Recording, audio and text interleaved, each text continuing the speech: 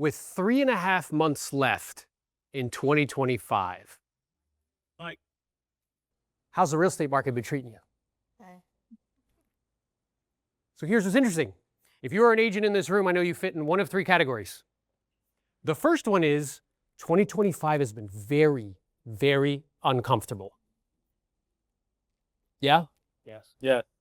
Market dynamics continue to shift and change. Anybody notice inventory going up? Way more friction involved in transactions? Yeah? Buyers are asking for things? Oh, what are you doing? You're not supposed to do that. Homes sitting on the market for longer, you have to get price adjustments? Yes? Oh, yeah. Okay. And as such, that first category of agent has been very, very difficult. And because of all those factors, interest rates are still high. Yes? I know all of you guys pray every night. Push, push, push, push, push, push, push. Yes? But they're still high. They're double what they were previously, the cost of money. Yeah? Maybe you were working with some buyers. There's not as many of those. So that bucket of agent, 2025, they seriously considered getting a job. And maybe they have already. They're 1 foot out of the business. Yeah? Second category of agent, for all the reasons I just described, they were doing 15 to 20 deals 2 or 3 years ago. Now they're doing half that. Yeah? They are treading water, paying their bills, but definitely not getting ahead. I'm noticing some nods of heads. You know some of these people, huh? Even though they post on Instagram, #thriving. With their stupid keys. He's like, you watching me? You see me do that? Yeah? And yet there's a small percentage of agents, maybe about 5% of you in this room, that are actually having record years. You're doing more units and making more money than you have ever made in your life as an agent. The question is, how is that possible? How could you have the exact same environment for the agent community, and 90 to 95% of them are 1 foot out of the business or treading water, and 5% are having breakout record years? How is that possible? Mike. I'm sorry? Mike. I would propose that is not accurate. Changing. Sorry? Ability to change. Ability to change. What else? Adaptability. Adaptability. Here's what I would suggest to you. The actual answer is strategy. Business is just strategy and people. That's all it is. And very specific environments require very specific strategies. So let me explain to you what I mean first in the physical world, and then we'll bring it back to the business world, okay? So in the physical world, let's imagine I'm from sunny South Florida. We got some cool beaches there. Let's imagine I said to everybody, hey, we're all going to go to the beach together. Come down to Fort Lauderdale, hang out with me, we'll go to the beach. Now that is a very specific environment. And as such, it requires a very specific strategy. So what would be the strategy that we would deploy in order to ensure we enjoy our time together at the beach? What would we bring with us? Bathing suit. Bathing suit? Hope so. Yeah? What else? Towels. Towels. Friends. Aw, somebody say aw. Aw. Aw. What else? Beverages? Yeah, hey, that's an aggressive nod you have with beverages, bro. What else? Sunblock, very important. Yes? Okay, so we get it. Very specific strategies. Anybody besides me ever forget one thing on that list like sunblock, and then you do not have a good experience, yes? Okay. Why? Because strategy matters. Okay? Now let's imagine you guys convince me, because you're from this area, you're like, you know what, Aaron? Let's go skiing. I'm like, fine, let's go skiing. That is a very different environment, yes? As such, it requires a different strategy. It's okay. I won't hold it against you. Now, how would we change our strategy for skiing? Who wants to tell me? What would we bring with us? Lots of clothes. Lots of clothes, layers upon layers. Those little warm things in the gloves, yeah? What else? Strategic method. What's your name? Sandy's the one to hang out with, team. Okay, Sandy likes to have a good time. Said beverages twice. 4-wheel drive. 4-wheel drive, beanies, chapstick, maybe those goggles, yes? Now, let me ask everyone here a question. What would happen if you used the strategy for the beach for skiing? I'm sorry? You might die of hypothermia. Yes? So here's what I would suggest to you as an agent. If you're in one of those first two categories I described, either 1 foot out of the business or barely getting by, it's because you haven't changed your strategy. You're using a strategy that was working. Yes, you're smiling, that's you, 2 to 3 years ago, and applying it now and I'm wondering why it's not working. Yes or yes? Oh, yeah. I'm sorry, yes or yes? Yeah. Okay. Now, how do I know this is true? The same way I know the sky is blue and the grass is green. I started selling real estate in 2006. Anybody besides me and Tina selling real estate back then? Okay, there's actually more people than I thought. Good, okay. Now, that was a very specific economic environment. Yes? In that economic environment, prices were appreciating 20 to 30% year over year. Okay? Everybody had FOMO about real estate, fear of missing out, operating under the assumption that real estate always goes up in value, which it does not. Yes? Using wildly exotic mortgage products. Do you know there was actually, are there any lenders in the room? Okay. He'll tell you, there was a mortgage product where I could call a lender up and say, I make $150,000 a year. And you know what he'd say to me? I believe you. That's insane. You didn't have to verify anything. Yeah? Homes are flying off the shelf. Now during that, so that's a very specific environment, right? I was brand new to real estate. I just graduated from the University of Florida. Go Gators. That's right. And the strategy I was deploying at that time was selling condo conversions. Anybody remember condo conversions? Put a little lipstick on a pig, right? Buy a 50-year-old apartment building, put $5,000 a unit in and paint and flooring and throw those things on the market. I made $115,000 in my early 20s. I thought I had made it, that I was sufficiently him. But then do you know what happened? The marketplace changed. The environment changed radically. What happened in 2008? Yeah. See how everybody knows this? And did you feel the energy in the room when I said it? Went down dramatically, yeah? The actual polar opposite, prices coming down 20 to 30% year over year. All those adjustable rate mortgages adjusted, everybody dumps units on the market. In my county, there were 22,000 homes for sale in one county. 50% of everything on the market was a short sale or foreclosure. What do you think happened to my strategy of selling condo conversions? By that giggle, I think you guys are aware that it disappeared overnight. Yes? Now, I didn't know what the way was, and I didn't know where to go, but I got myself internally. I don't know if you guys have ever got this, where you get yourself to a place personally or professionally where you're like, I don't know what the way is, but I'm gonna either find the way or make the way. Yes? Anybody ever got themselves to that place? Yeah. Whatever this is, personal or professional. So I did what I always do when I don't know what the way is I sought out a guide. Somebody who was just a little bit further down the path, who could show me in this environment where the opportunities were and what skills I needed to develop in order to take advantage of those opportunities and get my unfair share of the business. I then utilized that information, acquired those skills through nauseating, disgusting amounts of practice, went from 17 deals to 50 to 75 to 89 to 100 when everything was collapsing around me. I did 0 REOs and 0 short sales. You can clap. Yeah, that's pretty good. Yeah.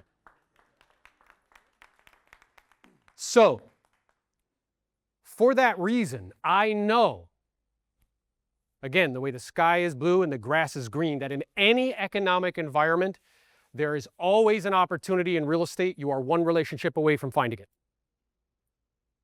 And I believe that all of you in this room, with the right understanding of what's happening in the marketplace and the right strategy to deploy for this very specific environment and what skills you need to develop, you can do everything I've done in this business in less time.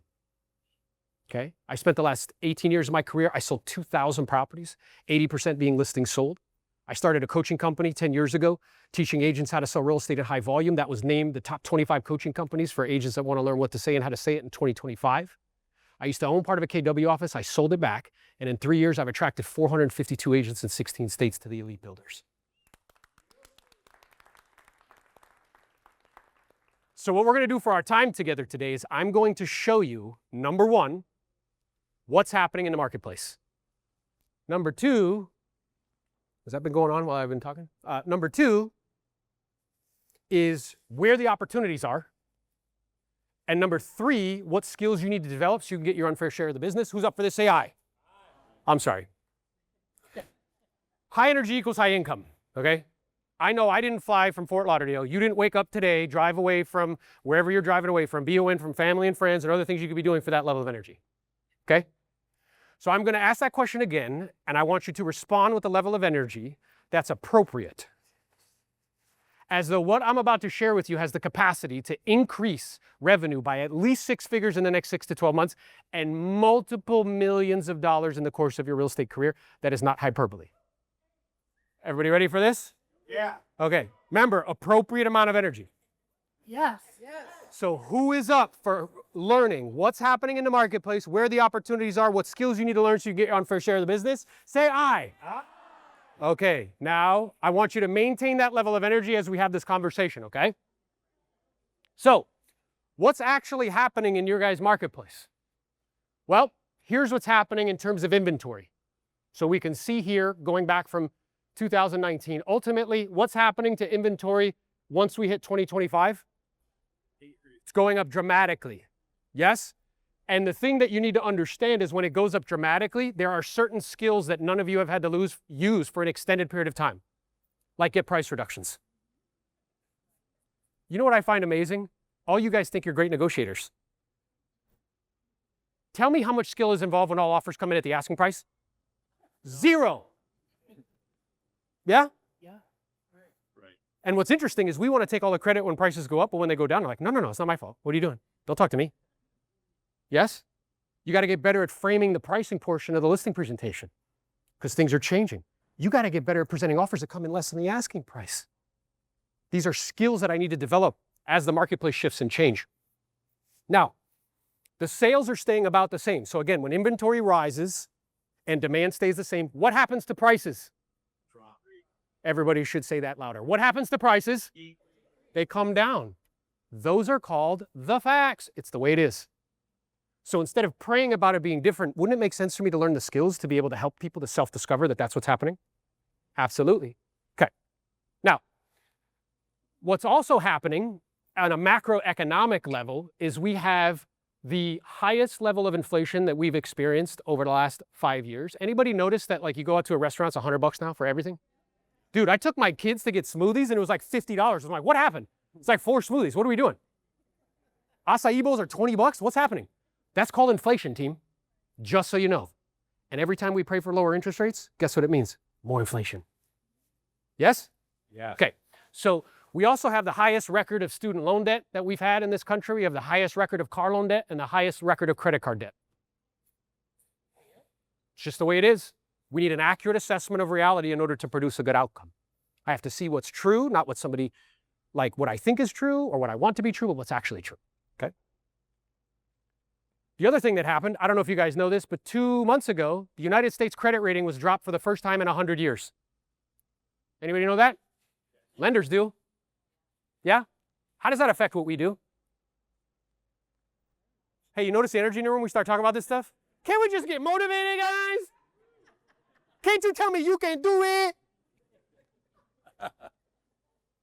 How does this affect our business, guys? What? It costs more. It costs more, right? Because how do we fund what we do independent of what you hear? You think we pay for everything with tax money? We borrow money. We sell bonds. What happens when your credit rating goes down and you want to borrow money? How much do you have to? You got to pay more for the money, yes? So we have to pay more. That affects a 10-year treasury note, which affects interest rates. Yes? Do you know that we lowered the interest rate 3 times within like a year ago? And guess how much it affected mortgage rates?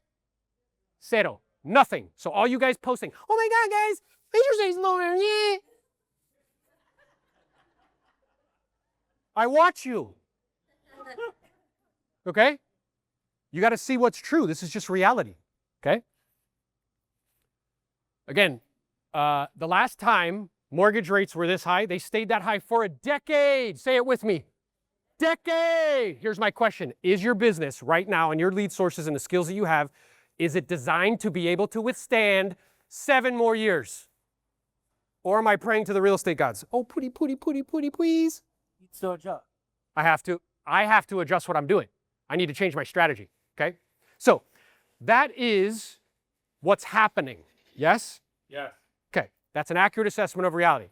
Now, if you want to increase business, I don't care what business you're in, there's only 4 ways to do it. And all of them teach the same thing. Tony Robbins teaches the same thing. Gary Vee teaches the same thing, because there's only 4. Number 1 is you can increase leads. How many people have a leads problem? Every single one of your hands should be up. Okay? You all have a leads problem. The second way to increase sales is increase conversion. Yes? The third is ascension. You sell somebody like a single-family residential home, and then you sell them a portfolio, right? You ascend them. And the fourth is retention. You keep them for longer. Yeah? So we're going to focus on the first 2, because they have the biggest impact the quickest. Okay? So here's an illustration to show you how this works. If you had 40 leads and you're operating at a 10% conversion ratio, you would do 4 deals. Yes? Okay. Now, if you double the leads, you go to 80 at the same conversion ratio, now you do 8. So you've doubled your business. Okay? But here, look what happens when I tweak conversion by 10% as well. Now we do 16. I've quadrupled the business by increasing leads and increasing conversion. Okay? So, what's actually working in today's marketplace?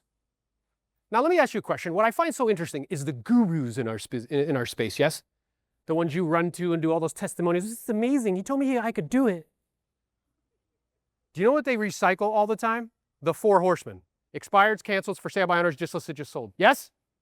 Yes. You know what's fascinating? Wouldn't it make sense to make data-driven decisions around lead sources? That if I'm going to spend the time, energy, and effort calling people, that I'd be calling into pools of information that have higher densities of motivated, qualified sellers. Because isn't that what we want? Yes or yes? Yes. 100%. We don't want to work with those buyers, bro. Come on, man. Me driving around for showing 80 homes. Nope. So what's working right now is lead sources that higher densities of motivated, qualified sellers. One in particular, probate. Death. I live in heaven's waiting room. We did 60 deals a year for like 7 years in a row from probate. Did you know the second largest cohort of humans in the United States? First is millennials. Who's number 2? Boomers. What's boomers' average age? Oh, so is that going to be a plentiful source of weeds? Sure is. But immediately when I say that to you, what pops into your head? Oh, I don't want to call those people. They'll get mad at me. They'll call me an ambulance chaser. They're my friends. They're my friends. No. Maybe. I don't know. Right? But it's a wonderful source, but that would require you to learn something new. Where do I get the data? What do I say and how do I say it? Yes? Yes. How many probate listings have you taken since we started working on this? And you started seriously how long ago? 4 months. He's taken a listing a month and the average commission is 15 grand. He's made $60,000 in 4 months because he looked at reality and he changed his mind. Yes? Yeah, you can clap that up. And by the way, statistically, 60% of those homes are free and clear. 60%. And motivation is through the roof. Does that sound like a really awesome lead source? A bountiful source of individuals that are going to need to sell a home where there's massive equity and huge motivation. Yes or yes? 100%. So that's working. Second thing that's working is the cash offer leads. Did you know all of these big major platforms that are trying to dig into your pockets all the time all have cash offer programs? Why? Sorry? People need the money. People need the money. What else? What? Who said it? Generates leads. Isn't that fascinating? Why? You know what Zillow does? They say, hey, we'll buy your house cash. And then they know only 5% of the time, 2% of the time do people take the cash offer. The other 95% of the time, they sell the leads back to you for 40%. Yay! And you're like, oh, thank you. I'm so appreciative. You'll spend $5,000 for that lead and try to justify it in your mind. Well, I made some money doing it, instead of spending money yourself on your own cash offer program. Doesn't that seem silly? So wouldn't it make sense if we go from 6.5 million transactions in 2022 or 2021 to 3 years of 4 million or less, that I generate more leads by getting people to raise their hand and say, I want to sell my home. Yes or yes? Yes. 100%.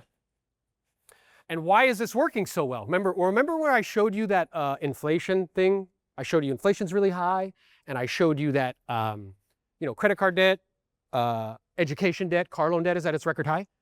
So in 2008, the extremely motivated sellers were people who couldn't deal with the adjustable rate mortgages, yes? Do you know who the extremely motivated seller is in 2025? People who just can't pay their bills. People who just can't pay their bills because of inflation, because of all the debt, yes? Right. So a lot of those people are raising their hand. And what you don't realize is when they call you for a listing appointment, they're also talking to somebody for a cash offer. And because you don't know how to do it, you try to jam them into the cash offer, and then they jam them into listing the property. She's like, no, I can get you more money. And they take the cash offer instead. And then you're left standing there with nothing. That, everybody say it with me, is stupid. Whoever adds more value wins. Wouldn't it make sense for me to have more products, more opportunities? Hey, whatever you decide is fine. I'll help you either way. What's the average amount that you're making on deals, Tom? Creative. $30,000, $40,000 per side when people want a creative deal. Why? Because he's in our organization and we're teaching him how to do this. Yeah?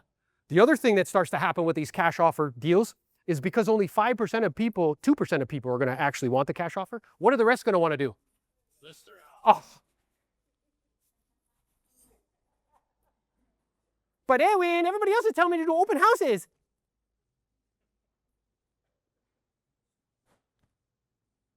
My last meeting, they told me to wear my name tag and smile at people at the grocery store. Yes? Hey, you notice the energy in the room? Okay. So yeah, this is why it's working. And there's different lead providers. The lead is not the hard part. Once you turn the leads on, they flow in. You get 2 or 3, 4 of these leads a day. Do you have to spend money? Say yes. Everybody say back to me, but Ellie, I don't want to do that. Yeah? Just got one. You just got one as we're sitting here. Yes? Yeah. And you did a creative deal, and the first one that you did, how much did you pay? $44,000 on one side. Okay? So you can turn on these PPL deals. And people will start showing up, raising their hand. Now, the hard part is conversion. So remember I shared with you, you have to increase leads and increase conversion? So the increased leads part is not hard.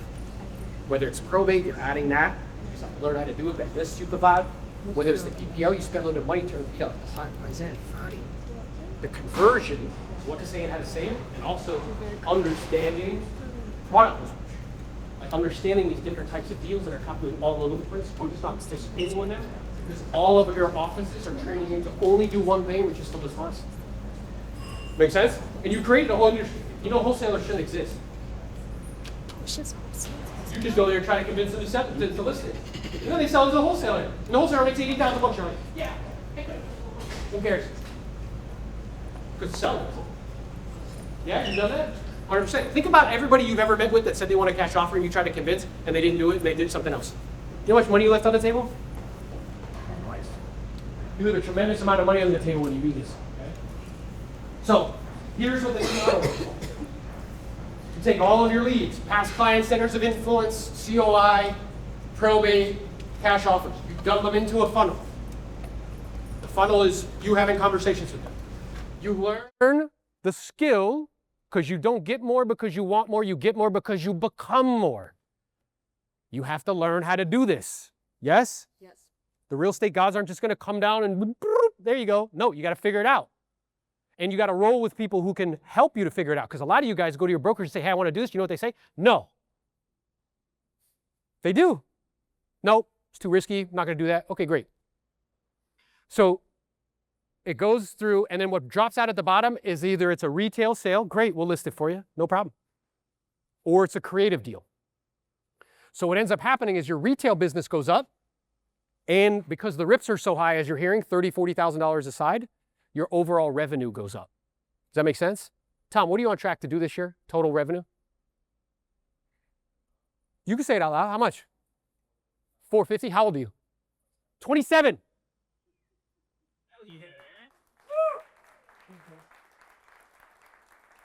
It's a combination, do you see? Retail goes up, he's taking more listings, but because of these creative deals and the rips are so big, revenue goes up as well, okay? So, all those lead sources go in, and then what the product knowledge that you have to learn is these other types of transactions. Wholesale, novation, sub-2, performance listings. And that's how you end up converting more of the leads that are coming in, okay? So, I wanted to give you some examples of these types of transactions. And these are deals that we would normally leave on the table as agents, okay? So this is for one of my business partners, Jose, out in California. He met with an owner for a mobile home. Most of you guys, you hear mobile home, I want to sell my mobile home, you're like, nah. Hey, you see what he did? I saw his face, he was like, nah, it's not my thing. Hey, wait. I'm a sophisticated agent. I got a 75 on a test. I paid $1,000 and I'm not a felon. That's what's required to get our real estate license, okay? The barrier to entry is super low. But we're like, nah, I'm not gonna touch that. That's not my market, it's not my niche. I'm a luxury agent. Yeah? Okay. So this homeowner said to Jose, I just want $37,000 for the mobile home. That's what I want. He said, great. It's a manufactured home in a 55 and older community, and there's a lease on the land. Like it's a land part, you know, a land lease where you gotta pay. The park does not allow flips. Can't flip it. And the ARV does not support flipping it in the park. So after you put money into it, it wouldn't support it. And if he was to list it, he'd only make $2,000. Most of you guys are like, it's not worth my time. Okay? The owner does not want to pay a commission and only cares about netting what she wants. And the community, again, does not allow flips. So what's the answer? Ooh. Some of you guys know. Stay piped down. What's the answer? Buy it. Buy it. Okay. Interesting. But there's a lot of friction in buying it, yes? Remember, you can't flip it. Doesn't support flips. Rent? You could rent it. Okay, that's an option. But do you want to deal with tenants in the park? I wouldn't. What's the answer? Wholesale. This is good. Okay, we're saying out loud. Does anybody know what a performance listing is? Performance listing. So the performance listing that he did is he said to the owner, you're going to get $37,000. And whatever I sell it for on top of it, I'm going to keep it. Is it like arbitrage? I don't think we can do that in Massachusetts. Okay, well, we can explore that because there's other options. This is what he did. And she agreed to it. She was fine. She didn't care. She just wanted $37,000. So we put it on the open market. Yeah. Where do you find people who only want $37,000 and they know it's worth $60,000? Cash offer leads. Okay. Yeah. So, because they're raising their hand and they want a cash offer. Okay. So he guaranteed her $37,000. He put on the market and sold it for $65,000. Okay. Because of that performance listing that was in place, he made $20,000. And he never owned the property and he never flipped it. Instead of $2,000, it turned into 20,000. Is 20,000 better? Yeah. Okay. And there's the commission check. You don't believe me? It's right there. This is real. Okay? Next situation. Loan balance is $340,000. Interest rate is a 5.5% interest-only VA loan. Does not qualify for a loan. Yeah, the client is not a VA, so the buyer would not qualify for the VA to be able to overtake it because those are assumable. Okay?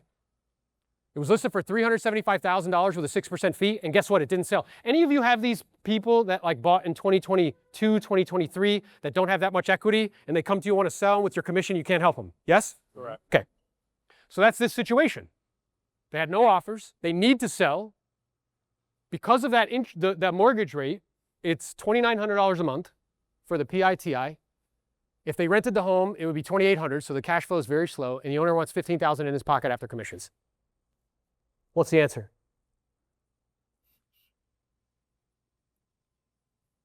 Can't list it. You see how we all get stuck? Yeah. Anybody? You know. What's the answer?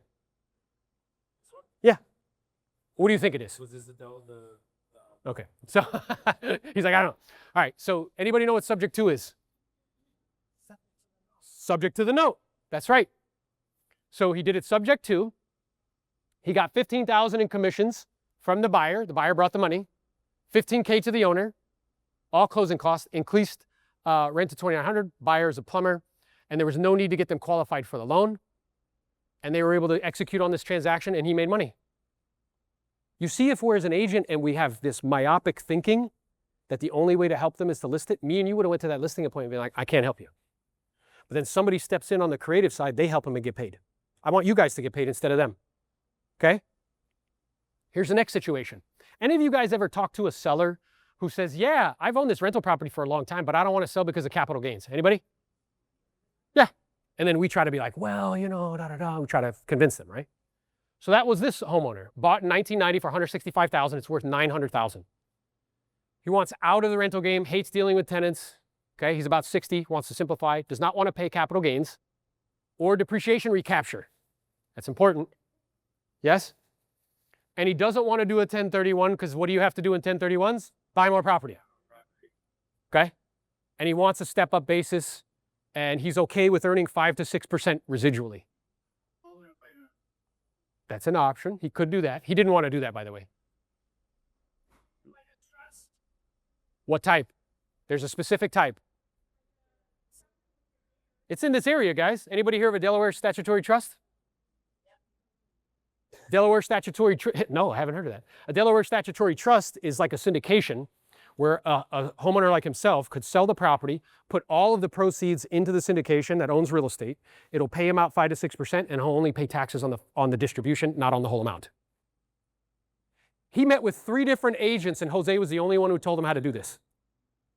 You know what the rest of them said? Talk to your accountant. Yeah? So that's what we did. Delaware Statutory Trust, Jose made $22,000. When all the other agents met with him, didn't know what to say or what to do. Okay? It is wonderful. And then here's the last one we'll take a look at. Owner wants $85,000. Again, another mobile home. He loves mobile homes because there's a lot of money in them. Fixed up value is $320,000. It's a manufactured home, 55 plus community, land lease community. Community does not allow flips. Community does not allow rentals. And the community does not allow non-owner occupied corporations to buy it. It's a lot of restrictions. And again, if he lists it, there's not that much money there. So what's the answer? What do we do?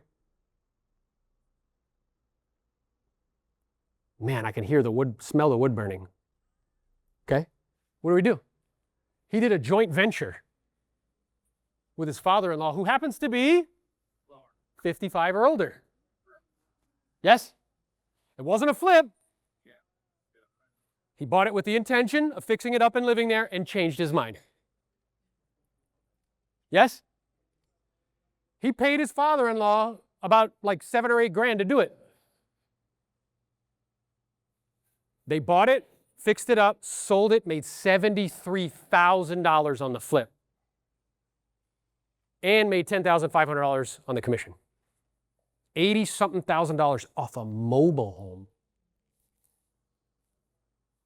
Are you guys beginning to see how us restricting the way that our knowledge of real estate, how much money are you guys leaving on the table every year? Ooh, it should make you want to throw up on the floor. An insane amount of money you're leaving on the table. Okay? And this is why proximity is power. You have to get proximity to people who can show you how to do this stuff. Okay, so the new model for highly productive and profitability is the creative side is really important because the margins are enormous. Yes? And again, on average, it's like $30,000 to $50,000 on these creative deals. And in order to execute, you have to learn the conversation. And you just have to learn various different exit strategies. That's it. Okay? So that way you guys can do more deals moving forward. So here's examples from people in our community that are doing transactions. Eddie did a Novation deal. He made $98,000 on one deal. Okay? Jeff, he's our partner in Tampa, $73,000 assignment fee on his first deal. There's Dan the man, he's in the room. He made $40,000 on that deal. We actually have a person in our organization at Delis who has a paid community where she teaches you how to do this. If you partner with us, it's free. Okay?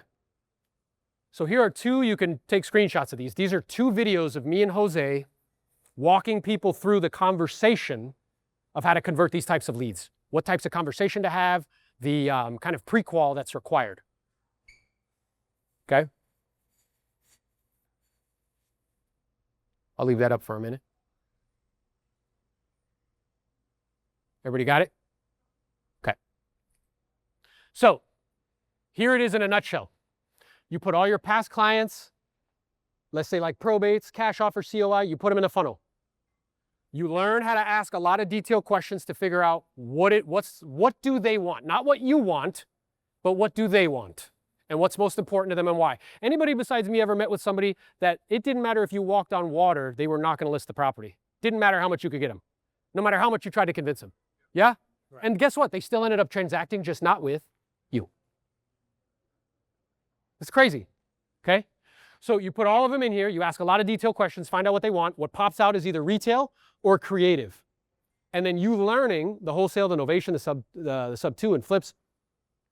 That's how you convert these lead sources. So when you do them both at the same time, retail goes up and revenue goes up. Make sense? I'm sorry, the energy. Make sense? Yes or yes? Okay. So here's my questions for you for this new model. Is your current model set up for profitability and efficiency? No. That was quick. No. Okay. Which vehicles have we discussed would allow you to create the life you want? Bro, if you could make $70,000, $80,000 a rip, would that allow you to create the life that you want? Yeah. Mm-hmm. Yep, 100%. What is stopping you from pivoting to the new model? I can feel it. It's like I'm in your head. I can hear it. Oh, I'm too old. I'm too tired. I'm too quick. I don't know. I'm too fat. I'm too skinny. This is too much information. I can never learn this. He could do it, but I can't. Yeah? That's what we do. Getting out of your comfort zone. Because listen to me. Everybody pay very close attention to me and look at me. Money has an addictive quality, so because of it, you get addicted to the way that you receive it. Yes? So if you got good at receiving money in one way, like sitting in open houses, me telling you to do something different, you protect it as though your life was dependent on it. When in fact, the protection is keeping you stuck forever in perpetuity. Yes? Go ahead. It was extremely difficult for me not to prospect expires because that was how I made all my money. So to get off of them and to do this. And how long did it take me to convince you to do this? Probably 8 months. So, 6 months. yeah, at least. But then once you turn it on, It doesn't turn off. doesn't turn off. Exactly. So getting out of your comfort zone and learning something new. What new skills would you have to learn? Well, you'd have to learn about these different exit strategies. You'd have to learn how to pre-qualify. You'd have to learn how these cash offer lead programs work. You have to learn probate, which is a fantastic niche. And who do you know that is already doing this that you can get proximity to? A lot of them are in this room. Yes? Because proximity is power, guys. Again, go to my office meeting and they talk to me about open houses and putting my name tag, or this. Okay? Exactly. Yeah, I choose that all day long. Hey, I see, right? I feel like what I just did is like, if you ever seen the movie Braveheart, and I'm like, freedom, and everybody stands up like, yeah! We're constrained by our awareness and by the information that we have access to. So, if anybody wants to learn how to do this at a high level, we do something called the Do More Deals Summit. We do it every year in Fort Lauderdale, Florida. I came up to you. I would love for you guys to come to me, and perhaps we can go to the beach like we talked about. We bring the best and the brightest that are doing these deals at a super high level. My partner, Jose, will do $2.1 million this year in top-line revenue, $1 million from retail and $1 million from creative. That guy right there is Leo Perea. He's the CEO of EXP.